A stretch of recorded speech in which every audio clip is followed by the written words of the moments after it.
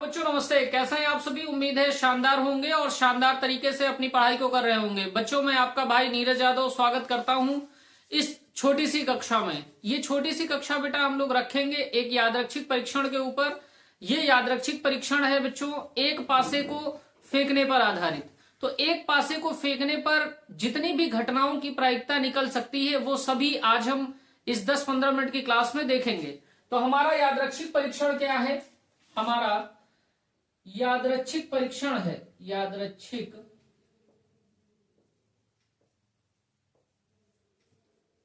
परीक्षण यानी हमारा जो रैंडम एक्सपेरिमेंट है ये आधारित है बच्चों। हमारा रैंडम एक्सपेरिमेंट आधारित है एक पासे को उछालना। यह बेटा उछालने को ही कहीं कहीं लिखा रहता है फेंकना। अगर आपसे कहे कि एक पासे को उछाल रहे हैं या एक पासे को फेंक रहे हैं तो इनसे हमारी क्या क्या घटनाएं बन सकती। तो हमारा रैंडम एक्सपेरिमेंट यानी यादृच्छिक परीक्षण हमारा है एक पासे को फेंकना। तो एक पासे को फेंकने से हमारे पास जो प्रतिदर्श समष्टि बनेंगे, कुल संभावित परिणाम बनेंगे, वो क्या बनेंगे। तो कुल संभावित परिणाम को हम बोलते हैं प्रतिदर्श समष्टि। तो हमारे यहां से प्रतिदर्श समष्टि क्या निकलेंगे, प्रतिदर्श समष्टि, जिसको हम निरूपित करते हैं एस से। तो एस हमारा किसके इक्वल आएगा, यानी हमारे जो संभावित परिणाम आएंगे वो 1 आ जाएगा, 2 आ जाएगा, 3 आएगा, 4 आएगा, 5 आएगा, 6 आएगा। कभी भी किसी भी पासे को अगर हम फेंकते हैं तो या तो उसमें बेटा 1 आएगा या 2 आएगा या 3 आएगा या 4 आएगा या 5 आएगा या 6 आएगा। यही हमारे संभावित परिणाम आएंगे। इन बेटा संभावित परिणामों की संख्या कितनी है, तो आप कहेंगे भैया 6 है। तो इसको हम लिख सकते हैं नंबर अवयव की संख्या, यानी सैंपल स्पेस में उपस्थित अवयव की संख्या। तो हम कहेंगे 6। अब इसको हम और किस तरीके से लिख सकते हैं, तो हम ये भी लिख सकते हैं हिंदी में कुल संभावित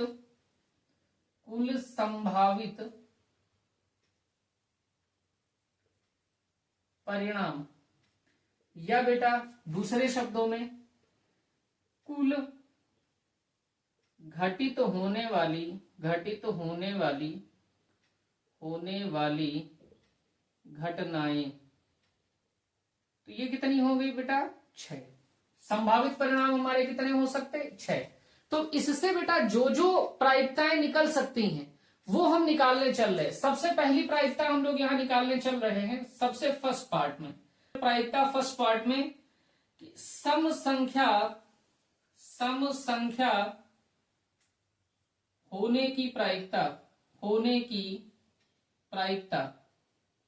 सवाल आपका कैसे बनेगा कि एक पासे को उछालने पर सम संख्या प्राप्त होने की प्रायिकता ज्ञात कीजिए।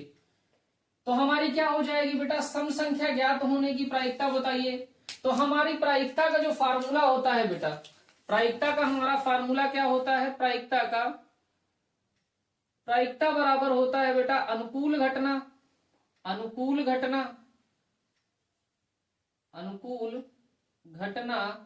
अपॉन कुल घटना। ये हमारा प्रायिकता का फार्मूला होता है। तो कुल घटित होने वाली घटनाएं हम लोगों ने लिख ली 6। हमारी सम संख्या होने की प्रायिकता क्या है, तो अगर बेटा प्रतिदर्श समष्टि यानी 1 2 3 4 5 6 में से हमारा क्या क्या आ जाए तो सम संख्या रहेगी।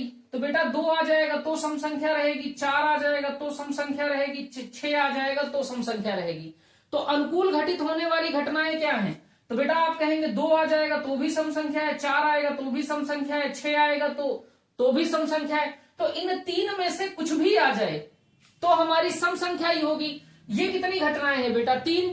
तो हमारी जो अनुकूल घटनाएं हैं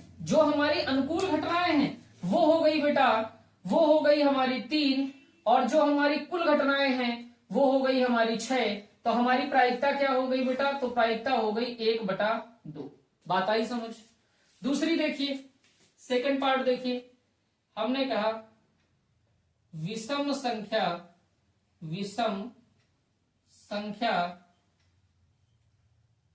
आने की प्रायिकता।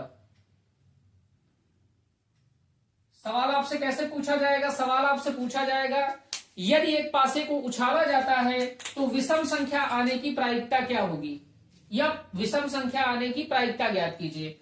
तो आपके बेटा प्रतिदर्श समष्टि में कुल संभावित परिणाम कितने हैं? तो आप कहेंगे या तो 1 आएगा, 2 आएगा, 3 आएगा, 4 आएगा, 5 आएगा या 6 आएगा।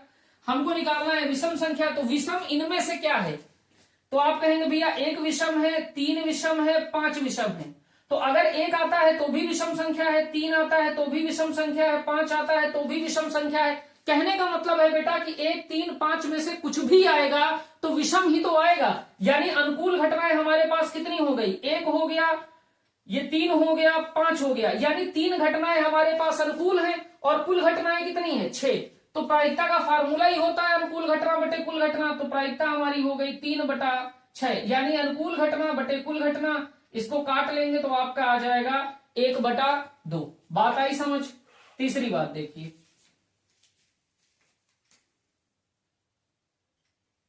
तीसरी बात देखिए क्या है? भाज्य संख्या भाज्य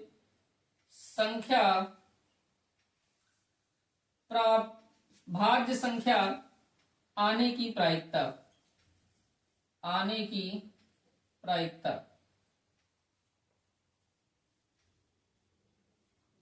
तो भाज्य संख्या आने की प्रायिकता सवाल कैसे आपसे पूछा जाएगा?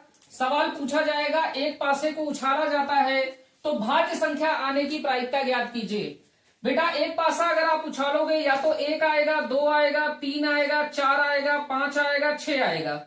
आपको सबसे पहले पता होना चाहिए कि भाज्य संख्या क्या होती है। तो बेटा भाज्य संख्या क्या होती है? ऐसी संख्याएं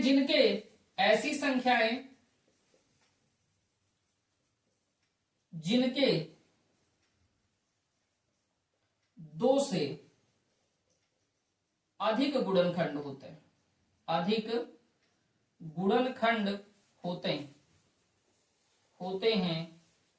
होते हैं भाज्य संख्याएं कहलाती हैं।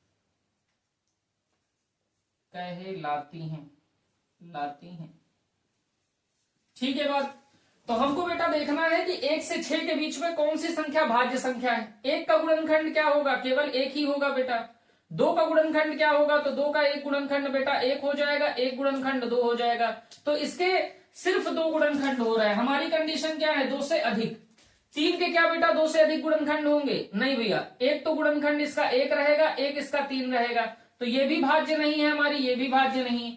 4 की बात करिए बेटा, तो 4 का 1 गुणनखंड 1 होगा, 4 का 1 गुणनखंड 2 होगा, 4 का 1 गुणनखंड बेटा 3 होगा। तो इसके 2 से अधिक गुणनखंड है, यानी ये हमारी जो संख्या है ये भाज्य संख्या है। 5 की बात कर लीजिए, तो 5 का 1 गुणनखंड बेटा 1 होगा, 1 गुणनखंड 5 होगा, तो ये भी भाज्य संख्या नहीं है। 6 की बात करिए, तो 6 का बेटा 1 गुणनखंड 1 है, 1 गुणनखंड 2 है, 1 गुणनखंड 3 है, 1 गुणनखंड 6 है, यानी ये हमारी भाज्य संख्या है। क्यों भाज्य संख्या है? क्योंकि इसके जो गुणनखंड है वो 2 से अधिक है, तो ये बेटा भाज्य संख्या है। तो हमारी 1 से लेकर 6 के बीच में कितनी भाज्य संख्याएं हुई? तो कहेंगे भैया एक हमारी 4 है भाज्य संख्या और एक हमारी 6 है भाज्य संख्या। यानी अनुकूल घटनाएं हमारी कितनी हुई? तो एक 4 है, एक 6, यानी अनुकूल घटनाएं 2, कुल घटनाएं 6। तो प्रायिकता क्या हो जाती है? अनुकूल घटना बटे कुल घटना। तो 2 है अनुकूल घटनाएं और कुल है हमारी 6 घटनाएं, तो प्रायिकता हमारी हो गई 1/3। बात आई भैया समझ? कहीं कोई डाउट आपको नहीं रहेगा, बस आप जुड़ना ना भूलिएगा। देखिए आगे, ये 3 केस हो गए। चौथा केस देखिए, फोर्थ पार्ट देखिए। फोर्थ पार्ट में आपसे क्या कह रहा? फोर्थ पार्ट में आपसे कह रहा है, हमने 3 केस ले लिए, चौथा केस ले लीजिए। अभाज्य संख्या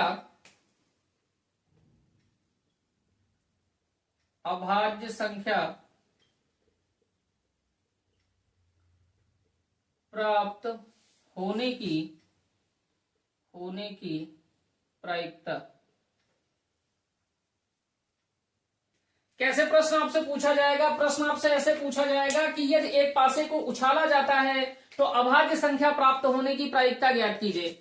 बेटा पासा अगर आप उछालेंगे तो 1 से लेकर 6 तक की घटनाएं बनेंगी। 1 से लेकर 6 तक आ सकता है, 1 आएगा, 2 आएगा, 3 आएगा, 4 आएगा, 5 आएगा, 6 आएगा। कौन सी संख्याएं अभाज्य संख्याएं होंगी? तो बेटा अभाज्य संख्याएं वे संख्याएं होती हैं जिनके सिर्फ 2 गुणनखंड होते हैं। सिर्फ 2 गुणनखंड। सिर्फ बेटा कितने गुणनखंड होने चाहिए? 2 गुणनखंड।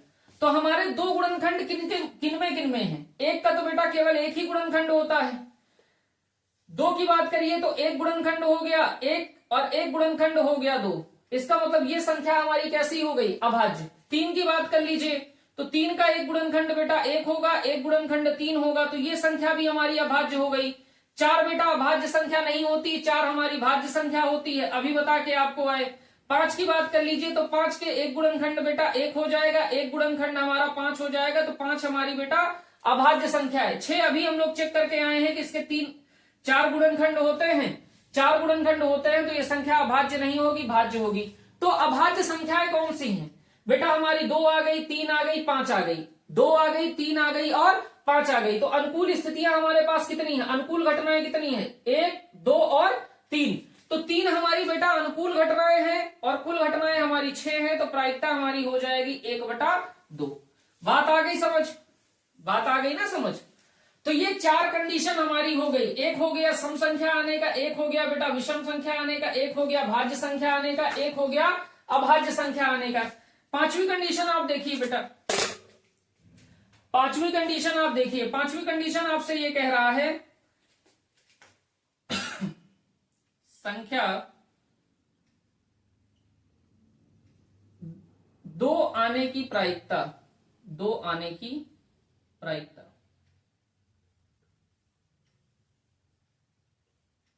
यानी इस बार आपसे पूछ रहा है अगर एक पासे को हमने उछाला तो अंक 2 आने की प्रायिकता या संख्या 2 आने की प्रायिकता क्या है? तो बेटा कभी भी पासा आप उछालोगे तो या तो 1 आएगा, 2 आएगा, 3 आएगा, 4 आएगा, 5 आएगा या 6 आएगा। इसमें बेटा 2 अंक कब आएगा? जब 2 आएगा तभी तो 2 आएगा ना। तो अनुकूल स्थिति कितनी है? 1 और कुल स्थिति कितनी है? 6। तो अनुकूल स्थिति हो गई 1 और कुल स्थिति हो गई 6, तो प्रायिकता हो गई बेटा 1/6। ऐसे ही आपसे अगर पूछ ले कि अंक 5 आने की प्रायिकता, तो जब अंक 5 आएगा तभी तो बेटा अनुकूल स्थिति बनेगी।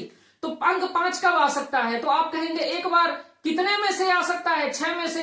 तो अंक 5 आने की प्रायिकता कितनी हो जाएगी? 1/6। तो किसी भी अंक को पूछेगा तो किसी भी अंक के आने की प्रायिकता बच्चे 1/6 ही होती है। आगे देखिए, एक कंडीशन और देख लीजिए आप। 6ठी कंडीशन आप देख लीजिए। 6ठी कंडीशन में आपसे क्या कह रहा? हम आपसे कह रहे हैं कि संख्या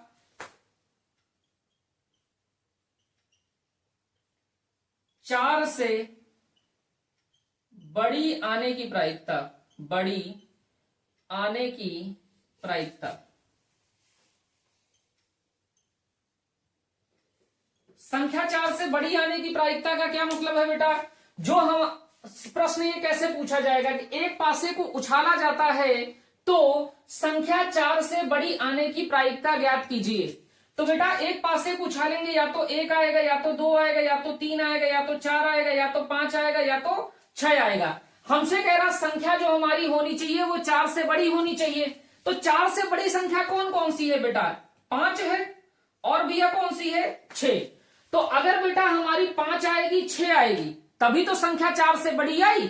5 आएगी और 6 आएगी तभी तो संख्या 4 से बड़ी आई। तो अनुकूल स्थितियां हमारे पास कितनी हैं? एक स्थिति ये हो गई, एक स्थिति ये हो गई। 5 आएगा तो 4 से बड़ा है और 6 आएगा तो 4 से बड़ा है। तो हमारी अनुकूल स्थितियां हो गई बेटा कितनी? 2 और कुल स्थितियां हो गई हमारी 6। तो प्रायिकता हमारी हो जाएगी बेटा 2/6 यानी 1/3। बात समझ में आ रही ना? आगे देखिए बेटा, एक केस हम लोग और देख लेते हैं। 7 नंबर हमने कहा संख्या आप कहिए या अंक कहिए, बात एक ही है। अंक 2 तथा 6 के मध्य आने की प्रायिकता। सवाल एक ऐसे आपसे पूछा जाएगा, सवाल पूछा जाएगा यदि एक पासे को उछाला जाता है तो अंक 2 तथा 6 के मध्य आने की प्रायिकता, यानी जो हमारी बेटा प्रायिकता हमको निकालनी है अंक की, वो 2 और 6 के बीच में आने की निकालनी है। तो बेटा पासा उछालोगे तो क्या होगा, 1 आएगा या 2 आएगा या 3 आएगा या 4 आएगा या 5 आएगा या 6 आएगा।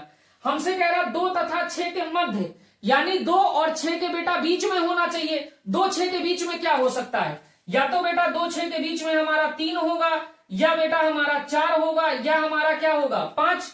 2 और 6 के बीच में क्या आ सकता है बेटा या तो 3 आएगा या तो 4 आएगा या तो 5 आएगा। तो अनुकूल घटनाएं हमारी 1 2 3, 3 हमारी घटनाएं हो गई अनुकूल, और बेटा कुल घटनाएं कितनी है 6। तो 3 हमारी घटनाएं हो गई अनुकूल और कुल घटनाएं हमारी हैं 6, यानी प्रायिकता हमारी हो गई 1/2। तो ऐसे करके आपको एक पासे के केस को सॉल्व करना है। तो उम्मीद है बेटा कि इतनी सारी बातें आपको बहुत शानदार तरीके से समझ में आई होंगी। अगर कहीं भी आपको एक पासे के केस में आपको कोई डाउट होता है तो आप कमेंट बॉक्स में जरूर लिखिएगा। कल मैं इसी समय आपके साथ उपस्थित होऊंगा 2 पासे की सभी घटनाओं को लेके। तो आज की बेटा ये छोटी सी क्लास आपको कैसी लगी कमेंट बॉक्स में जरूर लिखिएगा। जय हिंद।